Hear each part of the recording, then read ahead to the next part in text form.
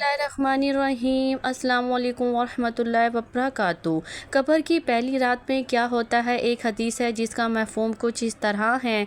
रसूल अल्लाह सल्लल्लाहु अलैहि वसल्लम ने इरशाद फरमाया कि अल्लाह ताला की तरफ से कब्रों पर एक फ़रिश्ता मुतय्यन है। जब मैयत को दफन किया जाता है तो वो उसकी कब्र की मिट्टी हमवार करता है और लोग वापसी जाने के लिए मुड़ते हैं तो कब्र से एक मुट्ठी भर मिट्टी लेकर लोगों पर फेंक देता है और कहता है, अपनी दुनिया की तरफ वापसी चले जाओ और अपने मरने वालों को भूल जाओ।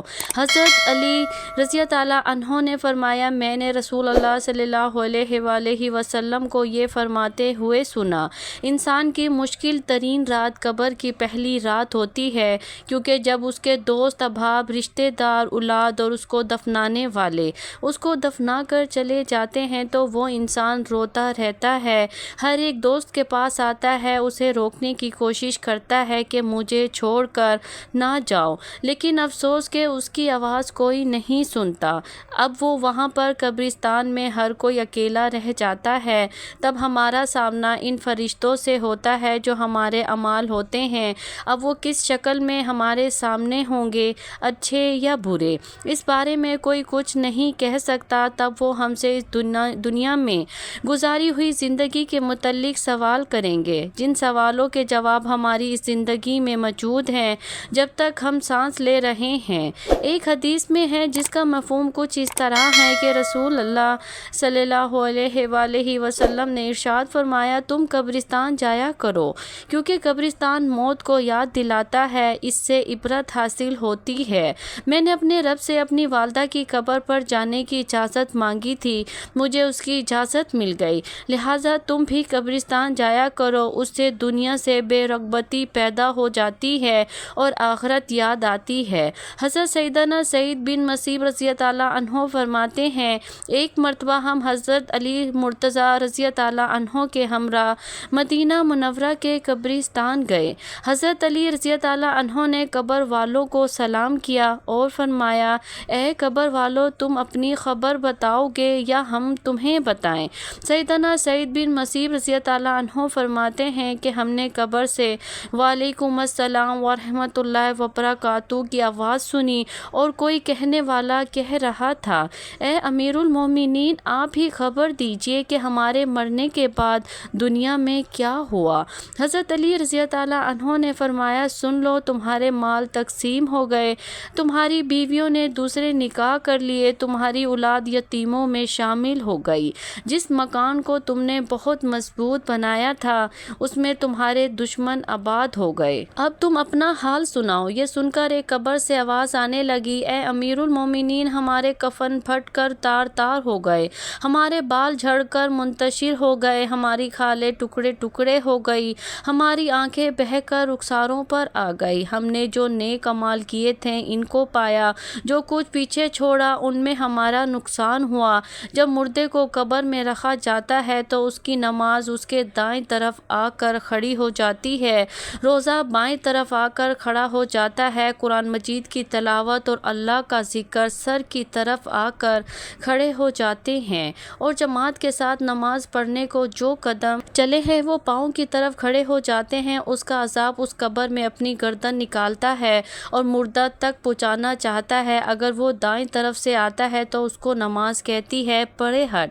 खुदा की कसम, ये शख्स दुनिया में बहुत मुशक्क़त और मुसीबत उठाता रहा, अभी ज़रा आराम से सोया है, फिर अज़ाब बाएं तरफ से आना चाहता है तो रोज़ा उसी तरह इसको हटा देता है, फिर वो सर की तरफ से आता है तो तलावत, कुरान मजीद, ज़िक्र इलाही इसको रोक देते हैं।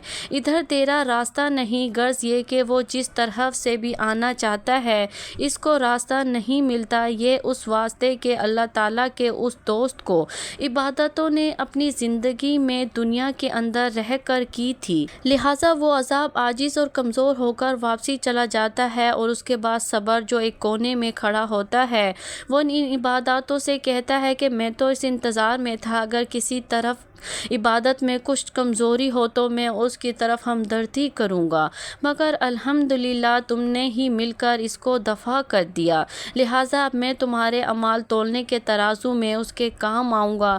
قبر میں دو فرشتے جن کو منکر اور نکیر کہا جاتا ہے آتے ہیں، جن کی آنکھیں بجلی کی طرح چمکتی ہیں اور آواز بادل کی گرج کی طرح ہوتی ہے، اس کے دانت گائے کے سینگوں کی طرح باہر کو نکلے ہوتے ہیں، ان کے منہ سے آگ کی لپیٹیں نکلتی ہیں، بال اتنے بڑے کہ پاؤں تک لٹکتے ہوتے ہیں، ان کے کاندھے سے دوسرے کاندھے تک اتنا فاصلہ کہ کئی دن چل کر ختم ہو۔ مہربانی اور نرمی ان کے پاس بھی نہیں گزرتی، لیکن سختی کا معاملہ مومنوں کے ساتھ نہیں کرتے، بلکہ پھر بھی ایسی ڈراؤنی شکل و صورت کی ہیبت ہی کیا کم ہے۔ ان دونوں کے ہاتھ ایک بہت بڑا لوہے کا ہتھوڑا ہوتا ہے، جس کو اگر تمام دنیا کے جن اور انسان مل کر اٹھانا چاہے اٹھانا تو درکنار اس کو ہلا بھی نہیں سکتے۔ وہ آ کر مردے سے کہتے ہیں بیٹھ جا، مردہ ایک دم اٹھ کر بیٹھ جاتا ہے اور کفن اس کے سر سے نیچے سرک جاتا ہے۔ وہ سوال کرتے ہیں تیرا رب کون ہے، تیرا دین کیا ہے، تیرا نبی کون ہے؟ اگر مردہ نیک ہوتا ہے تو کہتا ہے میرا رب اللہ ہے جو واحد لا شریک ہے، میرا دین اسلام ہے، میرے نبی حضرت محمد مصطفیٰ صلی اللہ علیہ وآلہ وسلم ہے۔ یہ سن کر وہ دونوں کہتے ہیں تو نے سچ کہا، تو اس کی قبر کی دیواروں کو سب طرف سے ہٹا دیا جاتا ہے، جس سے وہ چاروں طرف سے بہت وسیع ہو جاتی ہے۔ اس کے بعد فرشتے کہتے ہیں سر اٹھاؤ۔ مردہ جب اوپر کو سر اٹھاتا ہے تو اس کو ایک دروازہ نظر آتا ہے جس میں جنت نظر آتی ہے، اور وہ کہتے ہیں اللہ کے دوست وہ جگہ تمہاری رہنے کی ہے، اس وجہ سے کہ تم نے اللہ تعالیٰ کی اطاعت اور فرما برداری کی ہے۔ حدیث پاک میں آتا ہے جس کا مفہوم کچھ اس طرح سے ہے کہ رسول اللہ صلی اللہ علیہ وآلہ وسلم نے ارشاد فرمایا قسم ہے اس ذات پاک کی جس کے قبضے میں میری جان ہے کہ مردہ کو اس وقت ایسی خوشی ہوتی ہے جو کبھی ختم نہیں ہوگی۔ اس کے بعد وہ فرشتے کہتے ہیں اپنے پاؤں کی طرف دیکھ، جب وہ دیکھتا ہے وہ دوزخ کا دروازہ نظر آتا ہے جس سے دوزخ کا حال نظر آتا ہے۔ وہ فرشتے کہتے ہیں اے ولی اللہ تو نے اس دروازے سے نجات پا لی۔ اس وقت بھی بندے کو اس قدر خوشی ہوتی ہے جو کبھی ختم نہیں ہوگی۔ اس کے بعد اس کی قبر میں 70 دروازے جنت کے کھل جاتے ہیں جن سے وہاں کی ٹھنڈی ہوا اور خوشبوئیں آتی رہتی ہیں، اور قیامت تک وہ انہی بہروں میں رہے گا۔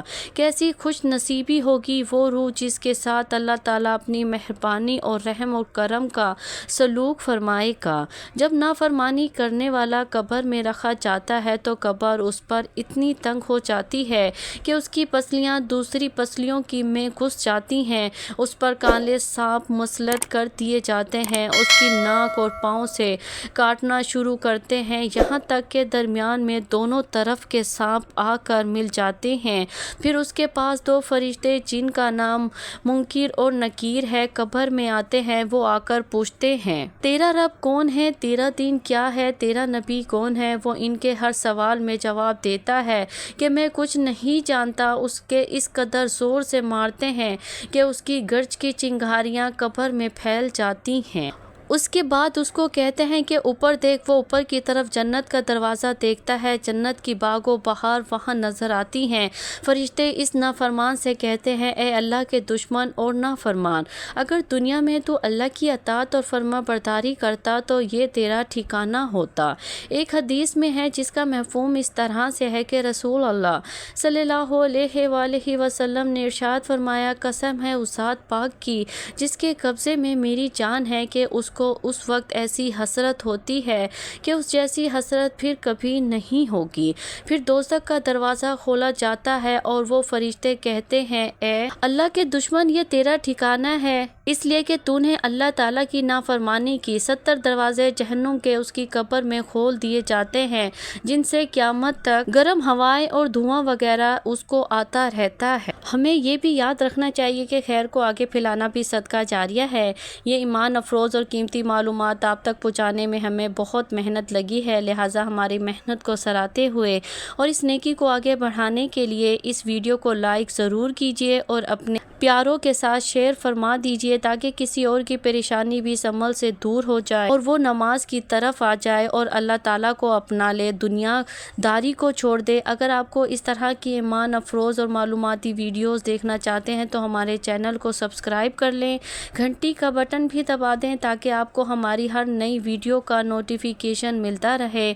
سب سے اہم بات، کمنٹس میں اللہ تعالیٰ کے 99 بابرکت ناموں میں سے کوئی سا ایک نام تحریر فرما دیں۔ یہ نیکی کا ایک چھوٹا سا قدم آپ کے لیے آخرت کی بہتری کا ذریعہ بن سکتا ہے۔ اب اجازت دیجیے، اللہ حافظ۔ اللہ تعالیٰ ہم سب کا نگہبان ہو۔